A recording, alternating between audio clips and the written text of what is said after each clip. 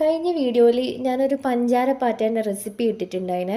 ഇത് നമ്മുടെ കണ്ണൂരെ പഴയ കാല ഒരു പുതിയാപ്പിള സൽക്കാരത്തിലെല്ലാം ഉണ്ടാകുന്ന ഒരു ഐറ്റമാണ് കേട്ടോ. നല്ല ടേസ്റ്റാണ് ഇത് കഴിക്കാൻ വേണ്ടിയിട്ട്.